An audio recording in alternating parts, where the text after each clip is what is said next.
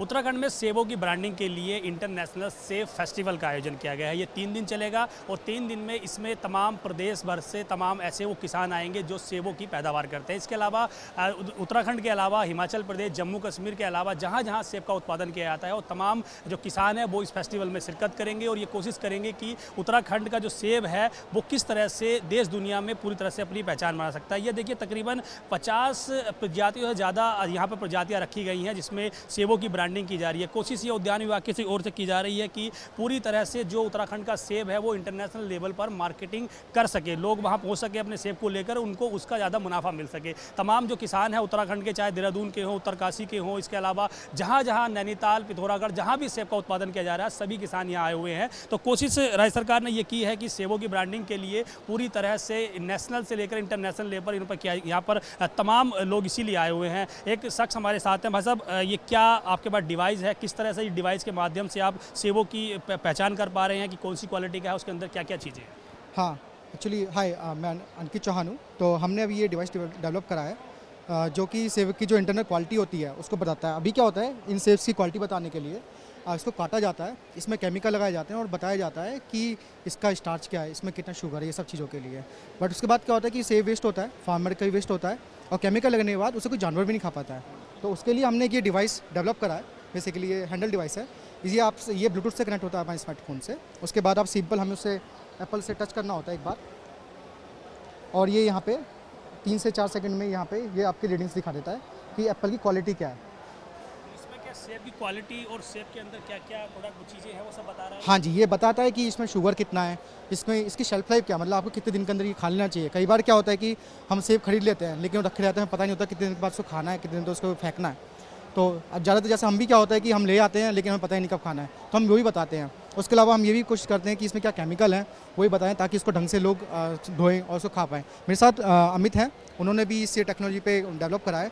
ये बेसिकली हमने नए स्पेक्ट्रोस्कोपी पे बनाया है और इसके जितना हमने इसमें एप्पल्स में एआई लगाया है ताकि लोग कुल मिलाकर ये कह सकते हैं कि प्रोडक्ट की पूरी तरह से पहचान की जा सके, सेब की पहचान की जाती है, उसकी अंदर गुणवत्ता क्या है, तमाम चीज़ों को लेकर ये डिवाइस इनके माध्यम से तैयार की गई है। और यहाँ पर आप तमाम जो देख रहे हैं, तमाम जो लोग हैं ये ऐसे किसान हैं जो इस सेबों का उत्पादन कर रहे आए हैं, वो भी इसकी मार्केटिंग के लिए यहाँ पर पहुँचे हुए हैं कि वो अपने सेब को किस तरह से नेशनल से लेकर इंटरनेशनल में पहुँचाया जाए। भाई साहब, कहाँ पर आपका बगीचा है और किस तरह के ये प्रोडक्ट आपके लाए हैं, कितने आपकी यहाँ कितनी प्रजाति के सेब लाए हैं? मैं अभी यहाँ पर, मैं वैसे रहने वाला रामगढ़ डिस्ट्रिक्ट और रामगढ़ ब्लॉक, डिस्ट्रिक्ट नैनीताल, ग्राम मेरा नथवा खान है। मैं यहाँ पर रॉयल डिलीशियस एक वैरायटी लाया हुआ हूँ अभी यहाँ पर। तो अभी हमने हाइडेन सिटी पे हम 2 साल से काम कर रहे हैं, तो इस पर हमने अभी 1500 प्लांट लगाए हुए हैं। फ़ायदा कितना है, चीज़ से कोई फ़ायदा ही मिलेगा आपको या आपको लग रहा है कि वैसे ही? नहीं, फ़ायदा हो रहा है हमको, और फ़ायदे के साथ साथ जो पुराना पद्धति से जो हम बगीचे उस पर पैदावार ले रहे थे उससे कई गुना इस पर बेटर क्वालिटी आ रही है, बेटर मार्केट वैल्यू हमको अच्छी मिल रही है इस पर। क्या लग रहा है आपको, क्योंकि अभी सेब आप कहाँ बेचते हैं, आपका कैसे उड़ता है, क्या नेशनल लेवल से इंटरनेशनल लेवल जाता है, बाहर जाता है आपका सेब? नहीं, अभी तो नहीं, बाहर नहीं जा रहा है। अभी तो हमारे देश में ही खपत हो रही है। दिल्ली, बॉम्बे और हमारे पास में मंडी है हल्द्वानी, वहीं हमारी खपत हो रही है। अभी इतना प्रोडक्शन नहीं हो रहा है, लेकिन हाँ आने वाले टाइम में हम अच्छी ग्रोथ। कोल्ड स्टोर है वहाँ रखने के लिए, किस तरह की कोई दिक्कत नहीं? कोल्ड स्टोर अभी तो नहीं है, अभी एक कोल्ड स्टोर बना है अभी। हाँ, आगे फ्यूचर प्लानिंग है हमारी, तो हम कोल्ड स्टोर खुद का ही बना रहे हैं।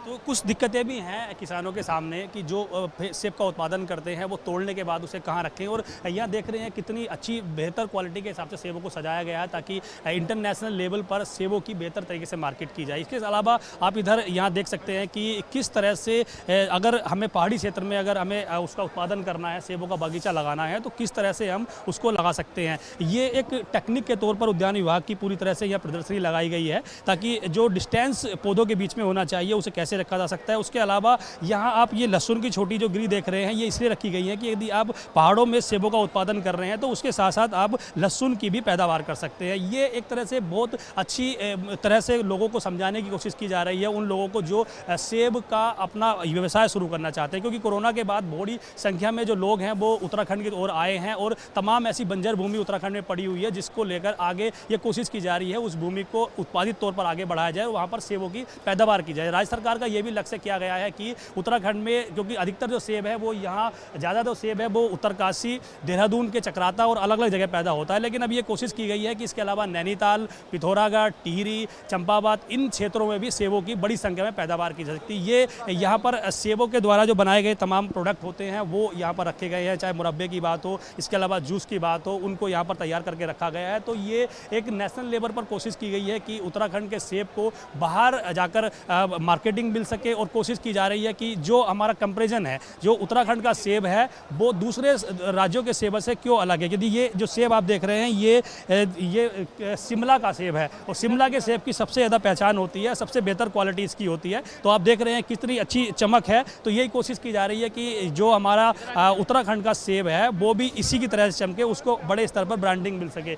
तो यहाँ देख रहे हैं कि ये सब उसी लिए किया जा रहा है, और पूरी कोशिश की जा रही है कि हमारे उत्तराखंड के सेब की ब्रांडिंग भी नेशनल लेवल पे की जा सके। ये बड़ा एक तरह से हम कह सकते हैं कि बड़ी जो उद्यान विभाग की है बड़ी कोशिश की जा रही है यहाँ के किसानों को आगे बढ़ाने के लिए। इसके साथ साथ ही उनको ये बताने के लिए कि सेबों की जो पैदावार है उसको कैसे बढ़ाया जा सके, उसकी फसल को कैसे आगे बढ़ाया जा सके, उसकी जो पौधे हैं उनको कैसे। और इस साइड आप जो देखेंगे ये तमाम वही प्रोडक्ट हैं जो सेब उत्पादन के लिए हम तैयार कर सकते हैं। यहाँ पर तमाम जो उपकरण हैं उनकी भी प्रदर्शनी यहाँ लगाई गई है, ताकि जो बाहर से किसान आएंगे उनको खरीदारी करने में भी सहायता मिल सके, और उनको ये जानकारी मिल सके कि जो ये उपकरण हैं उनको किस तरह से इस्तेमाल किया जाता है। तो हर तरह की कोशिश की गई है उद्यान विभाग की ओर से। ये समझाने की कोशिश की गई है जो भी किसान यहाँ आएंगे उनको ये बताया जाएगा कि आप यदि सेब की फसल की पैदावार करना चाहते हैं, उसको सेबों के पौधों को लगाना चाहते हैं, तो किस तरह से आप उसकी ब्रांडिंग कर सकते हैं, किस तरह से उसमें पैदावार बढ़ा सकते हैं। ये तमाम कोशिशें यहाँ उद्यान विभाग की ओर से की गई है।